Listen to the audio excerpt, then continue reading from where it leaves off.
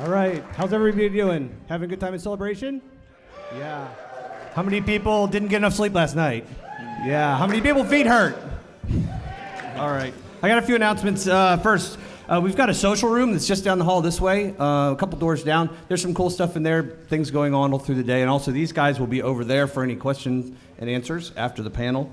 So, and finally, we've got a YouTube channel now. This year, it's called Collecting Tracks. If you go to YouTube and just search for Collecting Track, you'll find that. We're already starting to post audio-only versions of the panels on there, so there's a few up right now. There'll be more up over the coming days. And then in the coming weeks and months, we'll be putting out really nice, high-quality video and presentation with good audio, so look for those as well if you want to actually see the panels with all the slides and everything. So this panel, I think we've done this panel at every single celebration. Is that right, Gus? Every celebration we've done a prototype panel. I don't think we've ever skipped it. It's really, really popular. And there's a lot of toy lines out there, but nothing quite has the interest or the breadth of prototype things in collectibles as Star Wars. And I think that's largely a result of a lot of dedicated hobby enthusiasts and dedicated collectors over literally the last 2 to 3 decades digging this stuff up and preserving the history. And I don't think it'd be too far of a stretch to call it toy archaeology. I really don't. So let's welcome our Indiana Joneses of Star Wars for the prototype panel.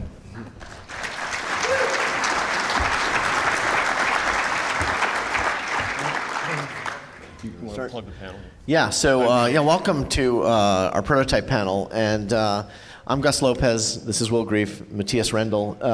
We're all collectors who specialize in this area, and there's actually quite a few of you I see in the audience who I know also collect in this area.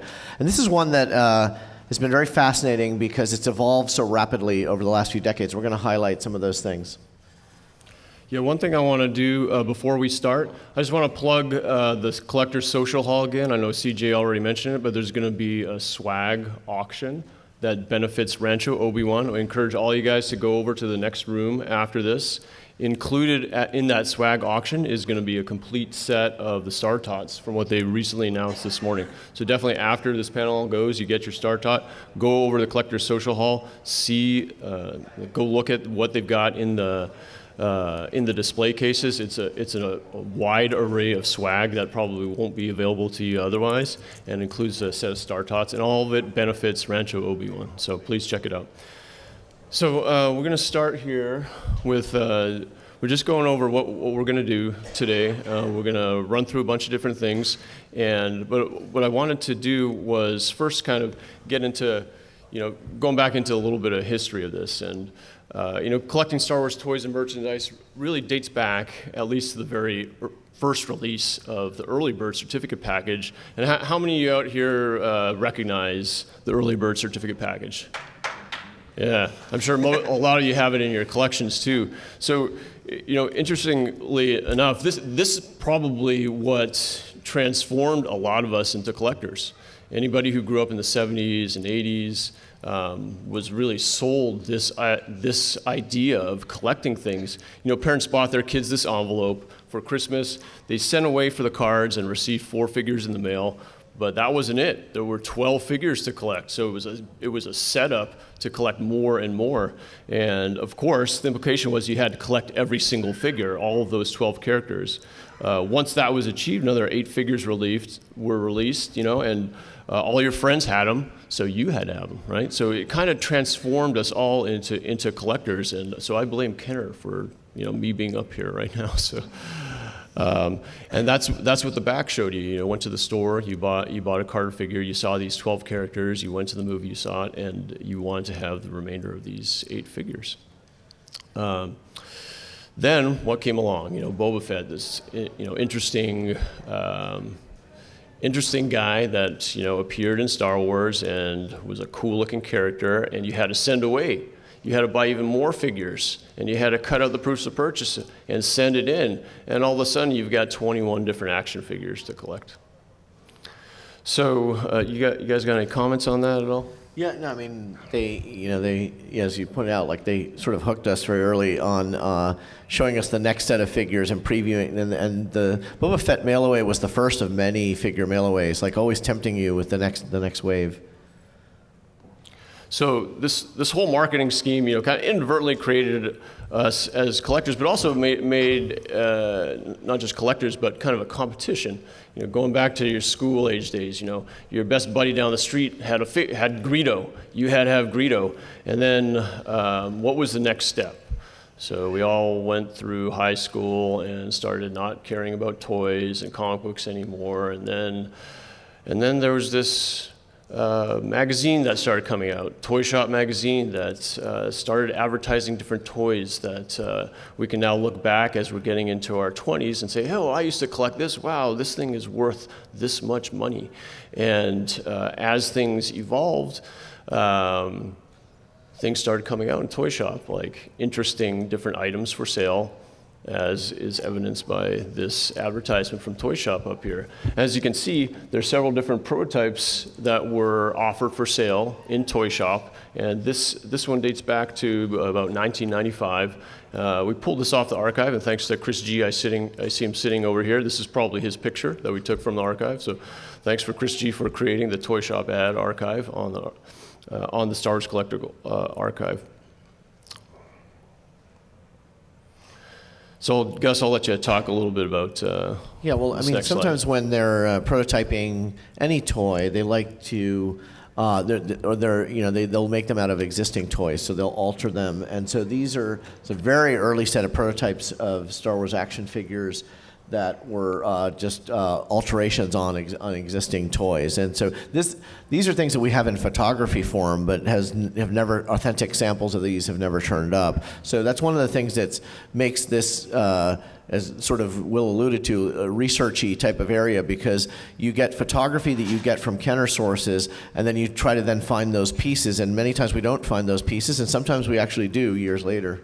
Yeah, so before even the concept is necessarily put on paper, the designers would try to put something together, and this process of putting something together is called kit bashing, because they would take things that existed as something else, like a model kit or something, or in this example, they took Fisher-Price figures and they basically kit bashed them into something else. Now, the most famous kit bash figure is the Kit Bash Rocket Fett, which has never shown up, but it's shown up in pictures in places, and namely on a production item in the. Go ahead. Yeah, and that was made out of existing Star Wars action figures. So they took, let's see if I remember, it was like Stormtrooper, C-3PO, I think Death Squad Commander. They took a few figures and just limbs and different pieces of it to make this Boba Fett prototype. And then this prototype was pictured actually in the display case tray that the kids got when they bought the action figure case. So it sort of starts to implant this vision of this is what the Boba Fett figure is going to look like, but of course the actual figure ends up looking different. Matthias, would you say this is the ultimate holy grail of Star Wars toy prototype collecting? It probably is. And if you're wondering about my accent, it's not the Swedish chef from the Muppet Show. I'm from Sweden, so if you don't understand me, they will probably help me translate. But yeah, these are definitely holy grails, and I think it's very exciting to see, like, when a toy company uses another toy company's toy line to create prototypes to get a look of how they would do. But I'm glad they didn't went for that Stormtrooper head. It's like, if you look closely at the figures there, well, I'm glad they evolved a little bit on the figures. So here are other kit bash examples. These are later in the line where they took an existing R2-D2 figure and then sort of wired it up for sound. And so they have kind of the components for sound added to it. And then Princess Leia Bausch figure, which, they sort of got influenced by the heavily armored G.I. Joe figures. So it was like backpack-mounted rockets and this like crane thing. But yeah, this is where they will play around with ideas and kick it around, and it's just a very rapid form of prototyping new ideas.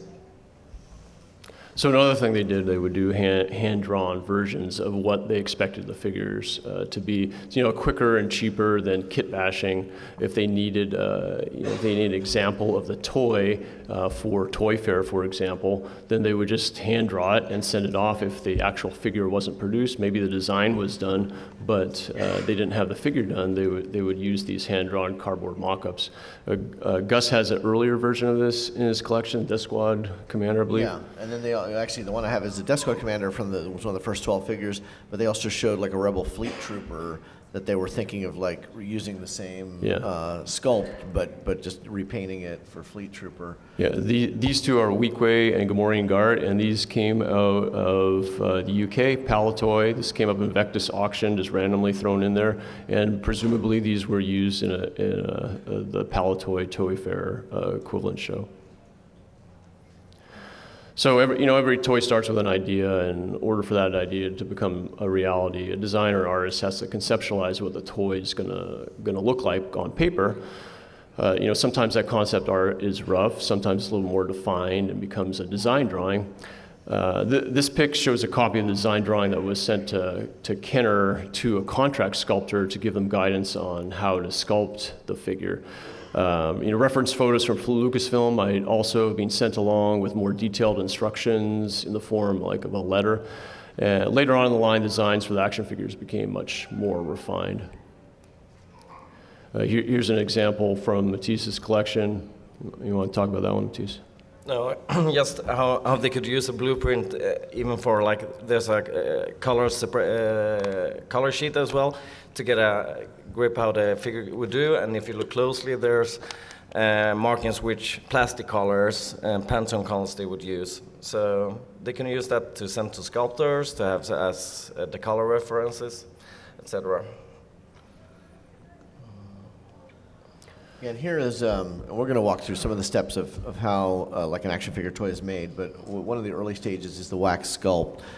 There might be some preliminary stages where a figure is sculpted in clay in a rough form and cast to sort of get the initial shape of the wax before the sculptor starts doing the fine details in wax. But by this stage, there's typically like metal armatures inside the body to sort of get all the joints to come together. And in this case, the Chewbacca's the torso and legs are the wax form, and the arms are a hard copy form. So for wax sculpts, typically there's only one example for every action figure, right? It's the original sculpt that goes into making the final product. Yeah, so Kenner, they use both contract sculptors and in-house sculptors to produce figures. Different sculptors would use different methods to create the sculpt. So this process does not apply to every single figure that was ever made. But in general, sculpts would often start from clay. Very few of these clay roughs actually exist. A low-cost plaster mold could be made of that clay. And then that mold could then be used to create wax castings, and oftentimes those wax castings would be carved then into a much more refined sculpt. Like Gus mentioned, there would be armature that serve as a skeleton for the wax. So here's a shot of a plaster mold with the armature kind of ready in place before the wax is poured in and formed around it. And there's a shot of basically a wax casting in the plaster mold, and you can't see the pins yet, but there'll be pins coming out of there, and then the next thing would be to basically refine the design of the sculpt. And here you can see this is basically the sculptor. What the sculptor was doing was trying to make a collar around the neck and figuring out how that was going to work. So he's got a broken head on there just to figure out kind of the sizing and the detail of that. So here's a shot of this is one of the sculptors. He was a contract sculptor. His stuff actually popped up on eBay for sale, and I was lucky enough to win a lot of some of the stuff that he had. They were essentially leftovers from what he had sold previously or what had been sent to Kenner. But he had pictures. He had the insight to kind of get someone to take pictures of him while he was working on these originals back in the 80s. So this is a picture of him working the detail on the head. And you can see kind of this is actually how this guy worked. He had magnifying glasses on. He worked on a chunk of foam rubber on top of his desk on a box, and he'd refined the detail to the point where it was acceptable for Kenner. And there's a shot of basically what his desk looked like back in the 80s while he was working on this Admiral Screed figure. The Admiral Screed figure was Unproduced Droids toy, in case you guys don't recognize him, but he was kind of like the villain of the Droids animated series. So, yeah, so here's a picture of his desk. You can see in the lower right-hand corner a bunch of his sculpting tools, that foam rubber that he's got. He had a waxing machine on the left there, and little parts and pieces that he used to create the figure. And he actually, I asked him, hey, do you mind if you have any of these things left? And he sent me that piece of foam rubber that Admiral Screed is sitting on. So I got that sitting in my display case right now. So, you got any comments on this, Matthias or Gus? Just on the whole sculpting practice. So then what's next? You're a sculptor. You create the sculpt, and you're ready to make the action figure. Well, wax is great for sculptors, but it's because it's soft enough to sculpt, but it's also relatively prone to damage. You drop it, it breaks it, loses the detail. So what they would do is they would take the wax sculpt and they would create a silicone mold of that sculpt, and with a silicone mold, then they can start making some harder type prototypes where they can actually use that and work with it a little bit better.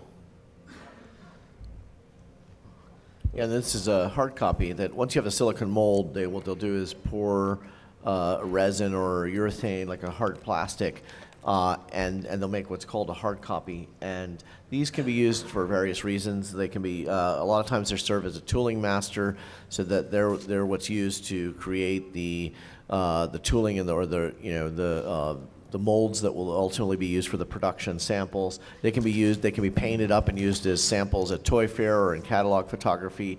Frequently they'll get painted up also as paint masters, so that the factory they can match the colors. But this is an example of an early version of a Luke Jedi figure that has been covered in gray primer, so it was presumably at a stage where it was about to be painted, but they didn't complete painting it.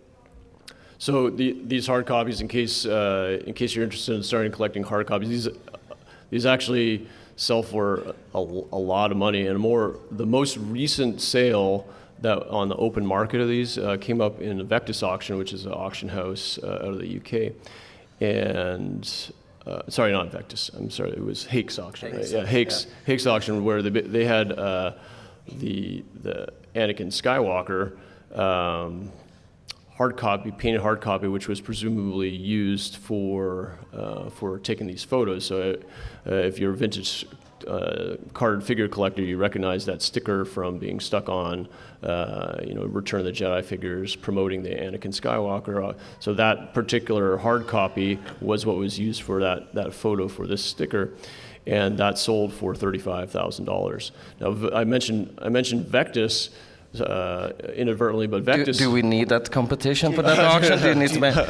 Just as you don't mind a royal guard, I'm happy with it. All right, okay. These aren't the figures you're looking for. It's widely known already, but there'll be an upcoming offering next things. year. Yeah, whenever. And so we'll see what they're going for now, because that Hakes auction, the Hakes auction is. That Hakes auction already was a year and a half ago, and the prices, unfortunately, keep on going crazy on this stuff. So they're supposedly in the program. That's right, Chris? In the official program? There. Oh, okay. The one so let's Chris keep is that holding secret. up. Yeah, I mean, it's sure, very secret. It's totally well, secret. Yeah. I didn't even see that in the program. That's cool, Chris. So they got. So we will talk about that. Why don't you talk about it? It's in the program. Tell us about it. Well, it will be definitely very interesting to follow. That's like 3 hard copies on the open market. It was like a very long time ago that happened. So, as a collector of this kind of stuff, that will definitely be interesting and probably a game changer. But actually, very interestingly, for that particular type of hard copy, that gives us an example of what they were used for, right? They were sent to UK, and UK used them as, I guess, tooling masters to create molds, not where they typically would make them. In Hong Kong, they probably made some in Europe, and that was the case. So. So just like I mentioned, just another use for these hard copies. Paint masters to show off at Toy Fair. They would use them in design and change things around. They would take a hard copy and turn it into another figure and sculpt around it. And they would take this hard copy with the font, like very good detail, and send it off to other countries to make tooling masters. So.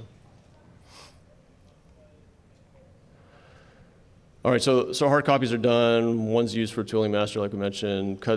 Basically, cutting into aluminum was easier and cheaper. Aluminum molds were not really durable enough to use for mass production, but they can be used to make these proto mold figures. And most of the aluminum molds of the figures were probably scrapped and are pretty difficult to find. But some internal steel molds have also surfaced.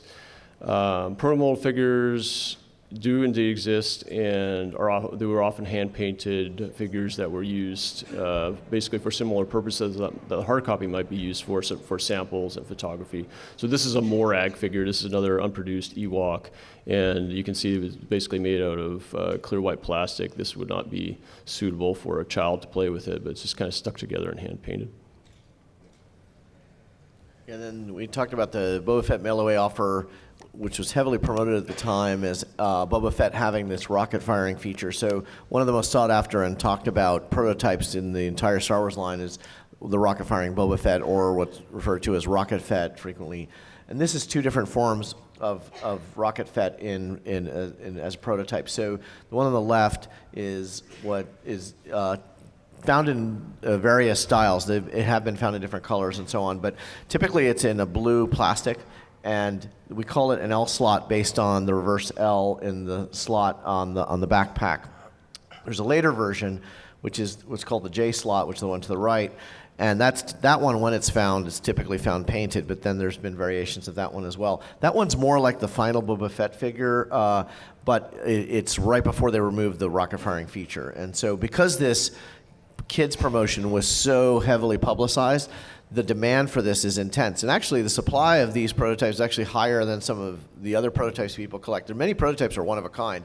These are in the dozens out there, but they have such intense demand that over the years, the price of these is just, now is just under $100,000. It's in the mid $80,000 range. Well, there's one on sale on the floor. How many guys have seen that rocket fit on the floor? How many guys asked for what the price was? What was the price that they're asking? It was above $300,000. But no one's paid that. No, but it's a little bit different one. It's like the gray version, so a little bit rare, but what have you. But interesting, you bring up the rarity of the prototypes. So that's one of the kind of themes of this particular presentation is like each individual particular prototype is rare in itself.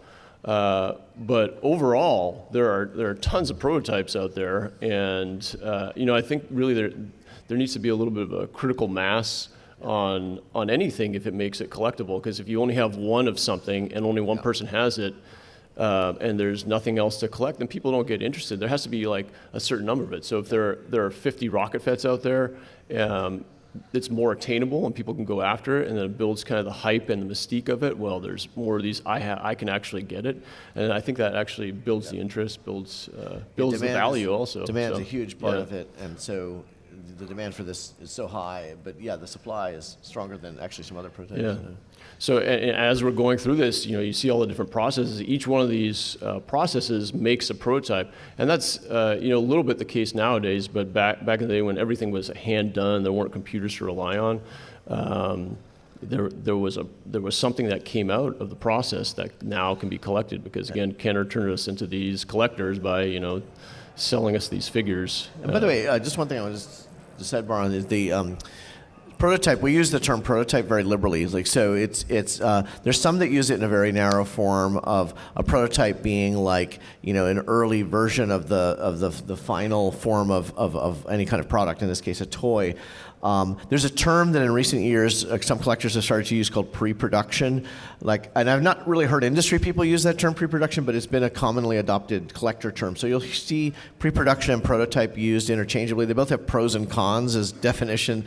A lot of what we're talking about are technically not prototypes, but collectors have for decades used it pretty broadly as prototypes. Yeah, it's easier just to come up with one term and use it. Yeah, exactly. And invent new ones.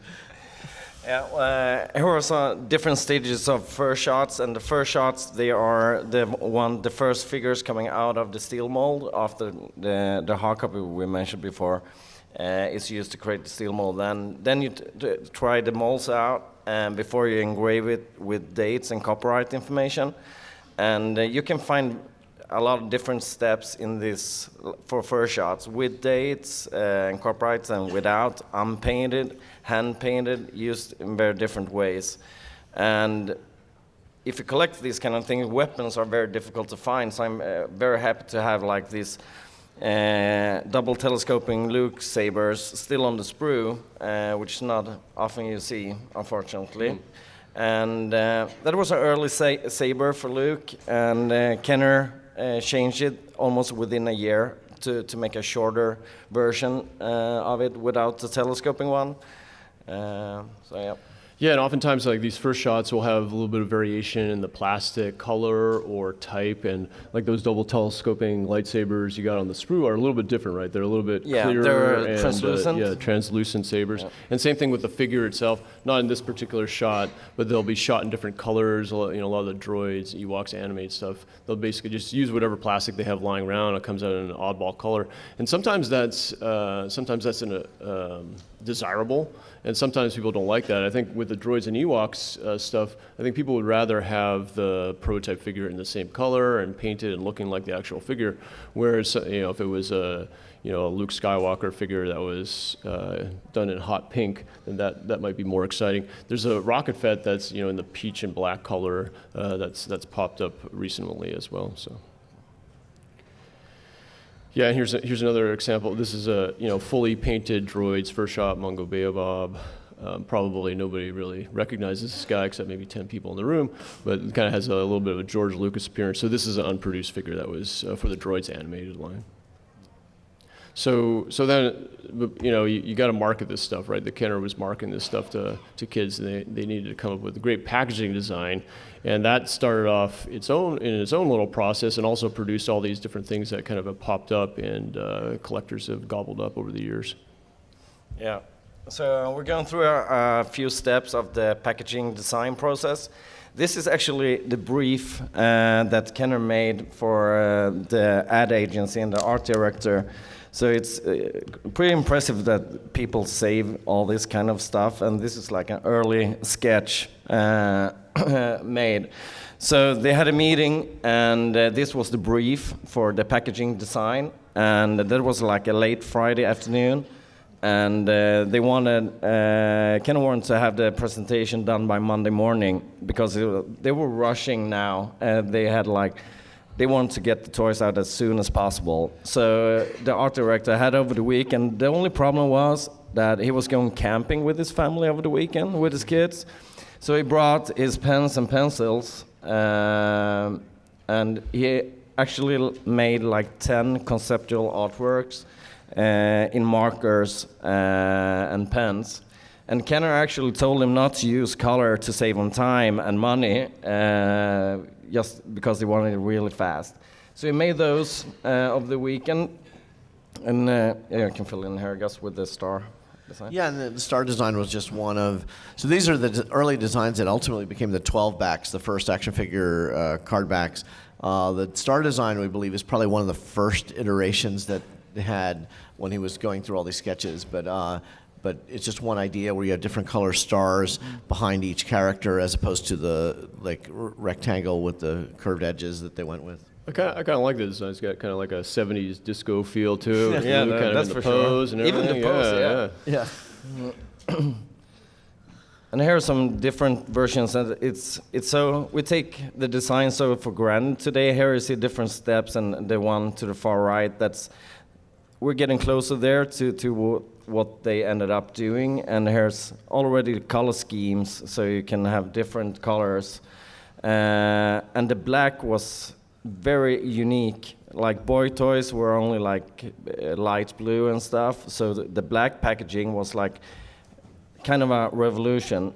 So they made these conceptual sketches, trying it out. The next step for that, they did trying to make the next step for it as conceptual mock-ups, trying to do all kind of different designs and testing them out, see what they liked and wanted to do. Yeah. And it's not like today. Today you can create like packaging design in Photoshop in about like 5 to 10 minutes. Here, just to get a grip of all the work that went into the packaging design, everything was done separately, illustrated, airbrushed, photographed, put together, glued, and painted. Just so it was like a lot of work to create something that we today can do really fast. There was, again, lots of steps in the process. You got all sorts of different things to collect. It could be something as simple as like a Star Wars logo sticker that was used to mock up the packaging design, or it could be something as complex and detailed and requiring a lot of skill as the artwork. And Gus, I don't even want to comment on some. Yeah, of I mean, so where they had photography, they would use photography on the packaging, but when they were really bootstrapping the Star Wars line, they used artwork in some cases. So like they were in parallel with creating the first action figures, they were designing the Landspeeder toy and the Luke lightsaber feature. So these are examples of small paintings that were used eventually on the card backs of the action figures, and presumably because they didn't have good photography of these items yet. And so these are some things that have survived from back in all those years. In addition to creating that artwork on the back, what they would do is, and I'll let Matthias get into this, basically do some artwork on a photograph that's already done. You want to comment on that? Well, the Canon figures, if we look at the packaging today, it almost looked like everyone is only like pictures from the movies, but there went actually a lot of work into each packaging. So if you look closely on every of the old figures, you can see it's clearly airbrushed and worked with.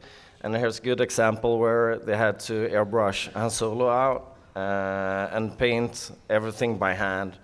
And that was the image used for the cardback design later on. Yeah, airbrushing does wonders. Even Matthias uses every morning with his makeup, right? I definitely need to do that today after last night. So,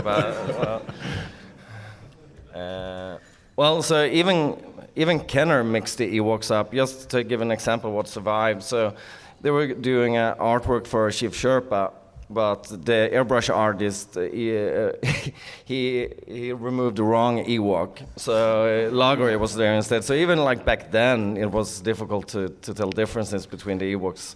But if he would have done it right, the packaging to the right, that would have been what the Chief Sherpa packaging would look like.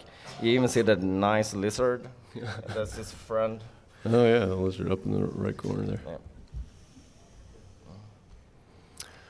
All right, so packaging design again produces a lot of different items.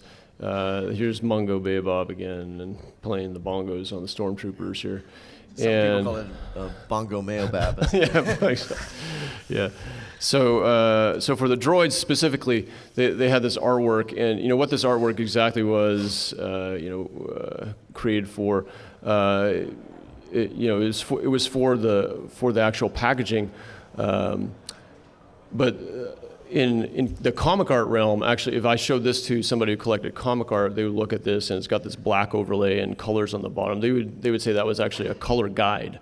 And in the comic art realm, that's some of these pop up as well, and they're referred to as color guides. In Star Wars collecting of prototypes, we refer to this as original artwork, and these basically exist for every single one of the droids and Ewoks figures, I believe.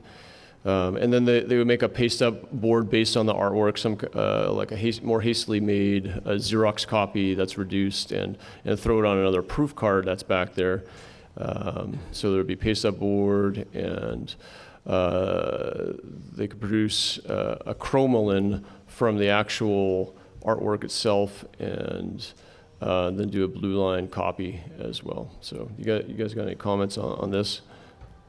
Well, can you just add a blue line copy that was made for cheap proofing, because to create chromalins back then it was very expensive. So a fast and cheap way to do proofing was to do this kind of blue line copies. Another thing that's a little bit more difficult is the color separations, and I don't know if these have shown up for these particular ones, but they've shown up for some of the vehicles as well. Again, just showing kind of the entire process. Like, here's what was required to produce the final version of the piece, and because of that, there's all this stuff that's out there, and this stuff is being found by collectors. Whoever happened to own it originally would see an ad in toy shop and like, hey, this guy's selling his stuff for this much. Maybe I'll sell mine for this much.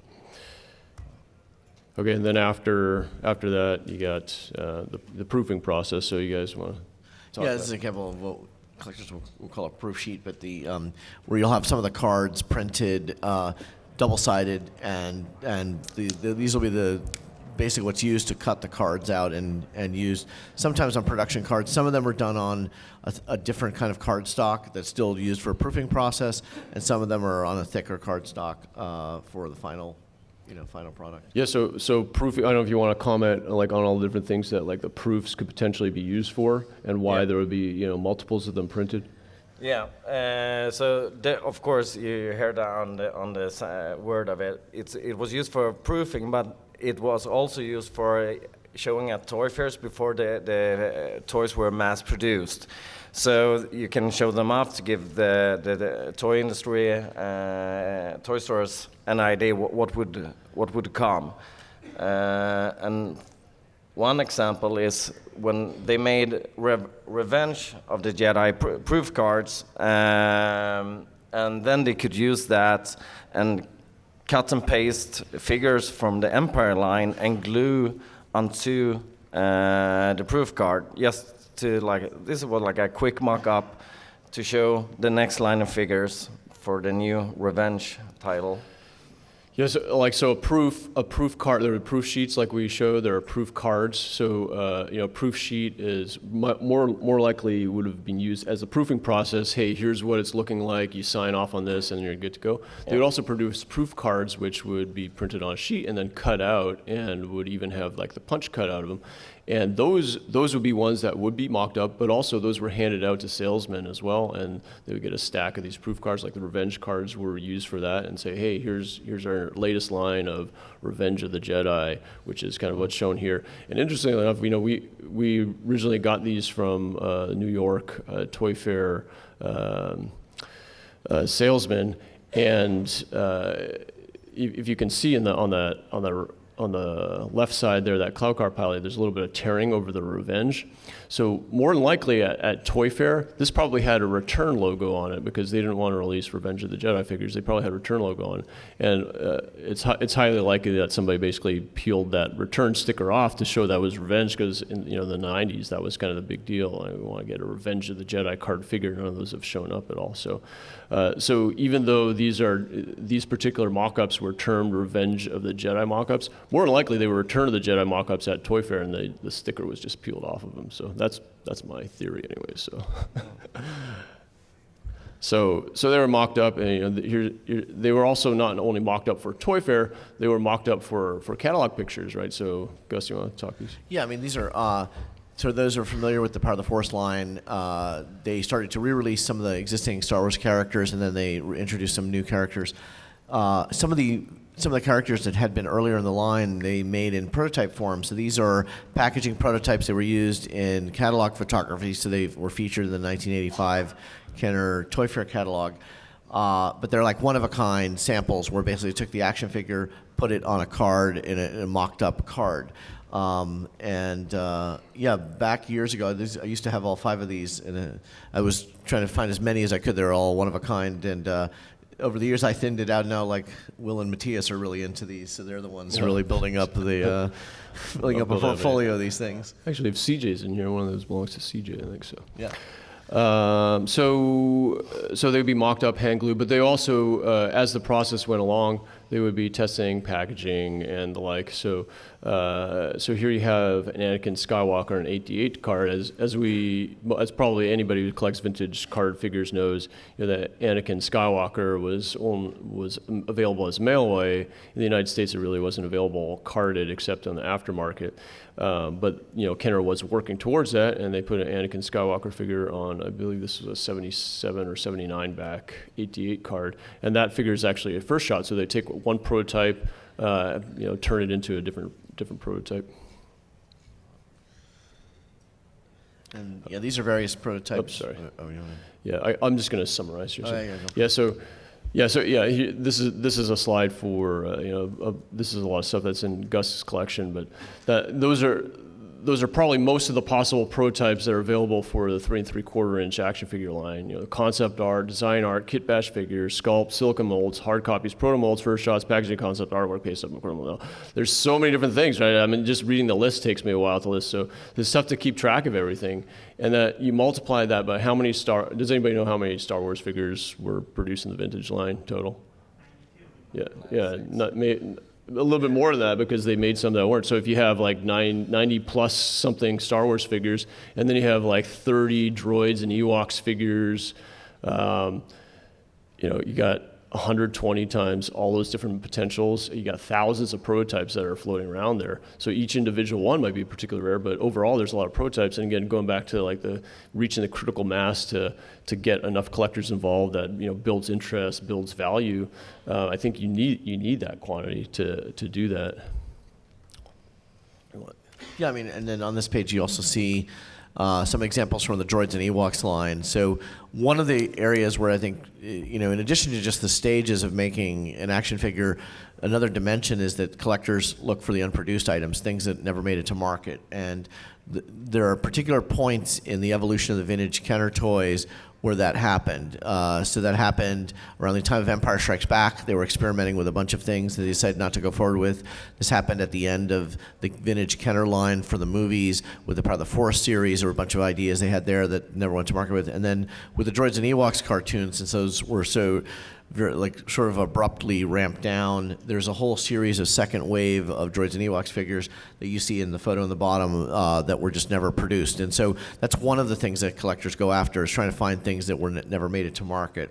But like in that photo, all the characters you see there's probably like a dozen examples of each character in the world, and so to put the whole set together is quite a tall order.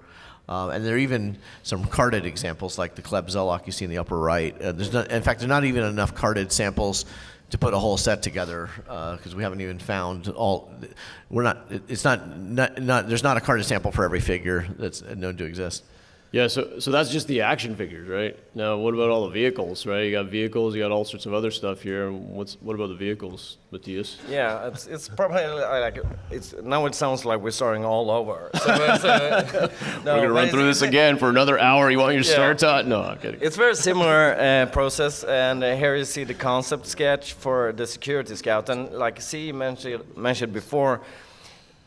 Collecting these kind of things makes you feel like Indiana Jones sometimes, and that's one of the most fun things about it. Do the research, and I came late into this area of collecting, so I researched the archive, which Gus started a lot, and there's tons of info to go through, and there's old entries to be found. And down to the right, there's a kit bashed a Security Scout that's just made from different kind of toys and parts, handmade and painted. And when Tom Derby found that for me, I just I took a look at it, at the pictures, and saw hey, there's blue under the tan and the green painted. And I remember there's an entry on the archive with a blue Security Scout. So. They tried to make that an Imperial vehicle first, probably, and it was blue, and then they decided to do Ender theme. So they repainted the same one. So the pictures above, they're only photography, but it's the actual prototype they used below. Yeah. So for vehicles, one of the forms of prototypes you see occasionally are wood patterns. So for organic shaped things, the folks at Kenner would use wax, and we showed examples of that. So like for action figures where you have a lot of curves and sort of those kind of details, wax is like the right medium to capture the original likeness of the character. For vehicles, more frequently there are straight edges, and they used just different components of wood and plastic to make these wood patterns, and they're really beautiful sculptures. Actually, one of my favorite probably form of prototype are these wood patterns. And for the Sandcrawler, this is a massive pattern. So if you're familiar with the Sandcrawler toy, this one is a 2-up pattern of it. So it's like twice the scale. In fact, it's not even the whole Sandcrawler. It's just sort of the main section. There's other pieces that go with it. But it's actually unusual to find wood patterns that get assembled in this way with all the different sides assembled together. A lot of times, we'll see in subsequent slides, they're just a face of the toy, and then you put the different faces together to make the actual vehicle. Yeah, you can see this one is sitting on that nice plush red carpet at Gus's house. And so it's also very, very good to use as a doorstop because Gus doesn't have space for all this stuff. If we ever get rid of the carpet, I think we could auction it off now by this point. Pieces, right? Yeah. Frame them up.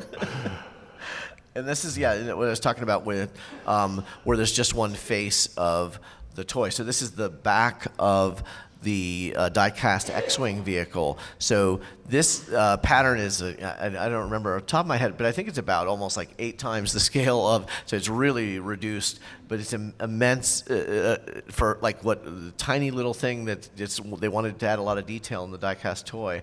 And most of it is sculpted out of wood. And carved out of wood, using milling equipment and so on. In the next slide, we also have some examples from the B-Wing. So these are, the B-Wing is, by my estimate, is probably like 30 different pattern pieces. Not all of them have been found yet. I know of about 4 or 5 different collectors that have different B-Wing pieces, and I have a few of them. Will has a few of them, but the B-Wing has so many different faces on that toy. So to create it in pattern form, they had to build lots of patterns for it. And then the die-cast Star Destroyer, that was done at 2-up scale, so twice the scale. Years ago, I picked up a hard copy form of this. It was very unusual. So the die-cast toys. There aren't very many examples like this, but there's a plastic version that's twice the size of the toy that I got, and then it was later they discovered that basically the pattern was done at that scale, and so this is just another beautiful like wood pattern of that toy. So if you're interested in collecting huge chunks of wood, this is the thing for you. Very expensive.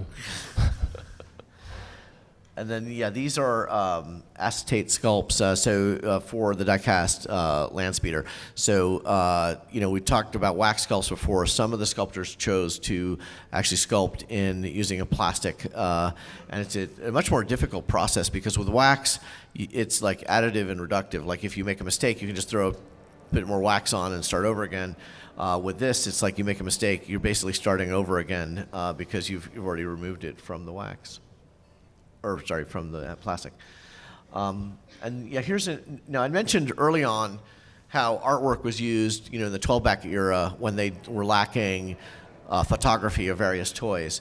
When they started to get towards the end of the Star Wars line, they actually started to bring back a lot more artwork. And so this is packaging artwork for the A-Wing. Originally, A-Wing was planned for the Power of the Force line. Then it was never released on Power of the Force. It was then released for droids. But it was like a massive painting that was used for the toy packaging. And I personally really love that style where they used paintings on the packaging. But they were starting to get into that very late in the Star Wars line. Here's a picture of Matthias's living room. You notice there are no pictures of his children hanging on the walls. Almost true. I wish, but it's not Priorities. like that. Yeah, here's an example for how many pieces that needs to exist for one packaging only. Here's the original art and everything. And maybe you're wondering where all this kind of stuff came from, and for the figures and stuff like Gus, Chris, etc. have been finding ex-employees, but for the most packaging stuff, there was one employee, Tom. in the 90s, he took their whole archive home. His wife was like mad at him because it's like took up his whole basement. But then I think they put like 4 kids through college because of that find or something like that. So she's probably happy now. But so most of the stuff came from one person because he was like, I like this kind of stuff, and he saved it and took it home in the 90s. Yeah, and he had the foresight to know that it was going to have some value to it as well. But I mean, these things get kept by people. You think people are going to throw this stuff out, and probably a lot of it did get thrown out, but a lot of it got saved also, and that's why there's just multitudes of these prototypes. This is a shot of the X-Wing box art, and you probably don't recognize this unless you collect unproduced stuff. But this was never released on an actual package. It was for the Power of the Force. They were redoing the Power of the Force line. They wanted to make it flashier, sexier, so they had this X-Wing blasting away from the about to explode Death Star.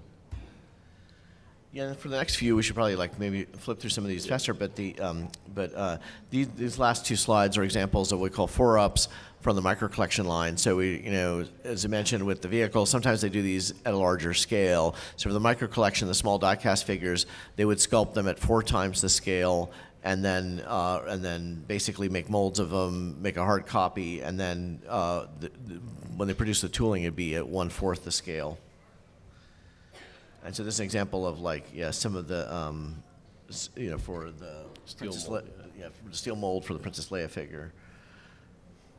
So coins. Here you go. Let's do a promo for selling the figures for Power of the Force. Let's do a Boba Fett coin. Here's all the different stages you gotta come up with to produce this. And then you're producing 62 coins. You got 10 different prototypes for 62 coins. That's another 1,000 prototypes floating around out there. You want to talk this also? Yeah, and then for the coins came very late in the lines. They had for Power of the Force droids and Ewoks. They had also planned to do subsequent waves of coins.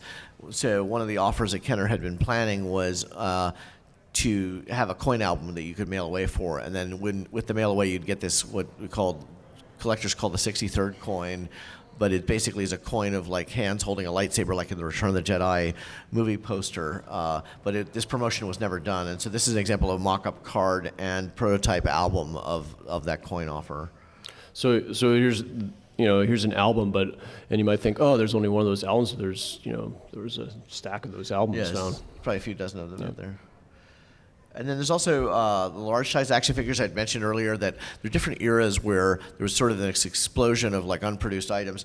Empire Strikes Back era was one of those eras because Kenner was experimenting with lots of different toy lines. They looked at preschool, they looked at doing large size figures, they small micro die-cast figures, and seeing what stuck. And what they found was that the small action figures, the 3 3/4 scale figures, were just sort of dominating every other toy that they were introducing. And so there were concepts during this era that they pulled the plug on. So they were going to continue the 12-inch action figures for Empire Strikes Back, but they decided not to do that. They were going to make a Lando figure. They were going to make these disco fashion design outfits for Luke and Leia, and so they pulled the plug on all that stuff. And then next slide, there's other examples like that, you see a preschool land speeder there, and that was a concept that they were playing around with, but it really wasn't strong enough in those days. Now, of course, Star Wars is rich enough mix of products to support preschool toys, but back then that wasn't an idea that worked. Another was the talking Yoda doll. You see all the stages in the lower right-hand corner of a talking Yoda doll. That was a concept, a really cool toy, a pull string toy, very elaborate, but they decided to go with sort of a lower cost forms of a Yoda toy. By the time they released for Empire Strikes Back. And then a few other examples here, a C-3PO walkie-talkie. There's a prototype of the large Canadian Chewbacca plush store display. Although it's kind of creepy, they use this baby doll body. My wife points out that when we're sleeping, this thing's gonna eat our souls at night or something. Look at the face. Look at her face right there. She's cringing, looking at the slide.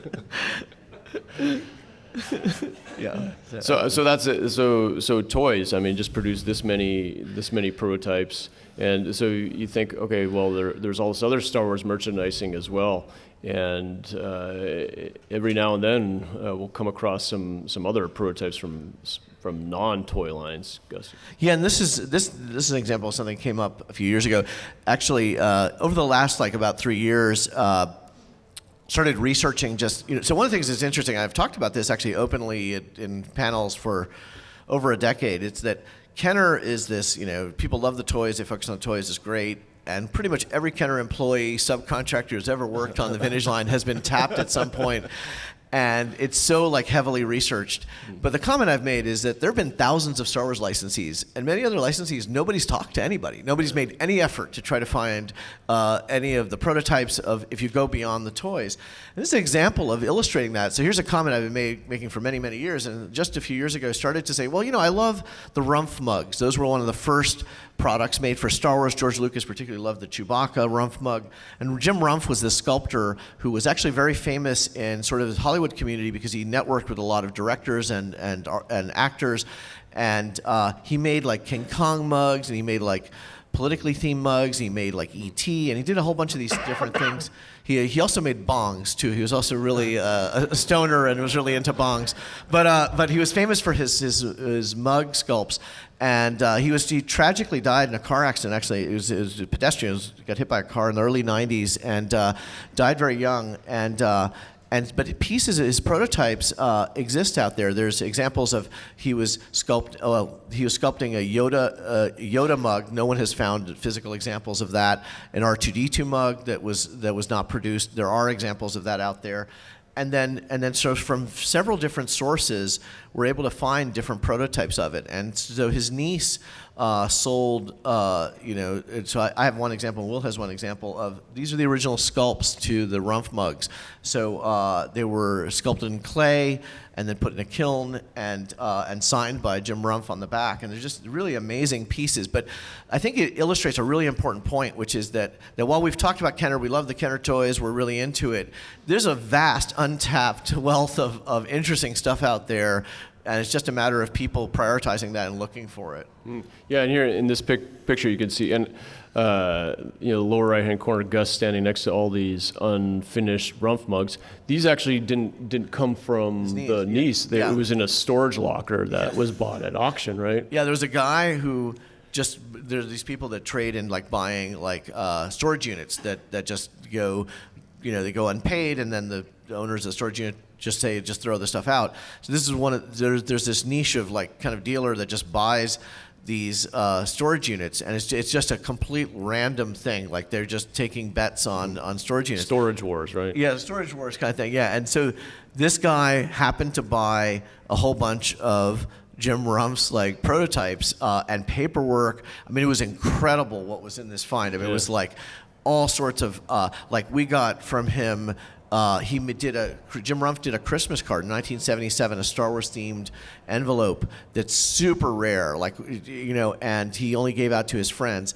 And not only did he have examples of that, which were super hard to find, but actually the artwork for it was in there, letters that he had. I have a letter that he got from Alec Guinness thanking him for the Obi-Wan Kenobi mug. He has a letter from George Lucas in there. This was all found in this storage unit that this guy randomly stumbled onto. Yeah, and Jim Rumph obviously was a smart merchandising guy because he would take his stuff, he would create something, and then he would send it to, send it directly to George Lucas. You got a letter from George Lucas. Yeah. He sent something to Frank Frazetta. So we have a letter that came back from Frank Frazetta with a Frank Frazetta sketch on it. Yeah, the letters from Mark Hamill and Anthony Daniels. So he wrote to everybody and would give them samples of this stuff. He's very smart at marketing his stuff. So I don't know, Matthias, they have storage wars in Sweden. You might want to start hitting up the storage lockers over there. We don't have that. It's difficult for me to concentrate because Rumph, that means butt in Swedish. So he was signing the Rumph, and he was so. It sort of means that. Yeah, sorry about that. All right, so I think that's, on that note, I think we'll end it. Yep. Before it dies. Yeah. Thank you guys very much. Thank you.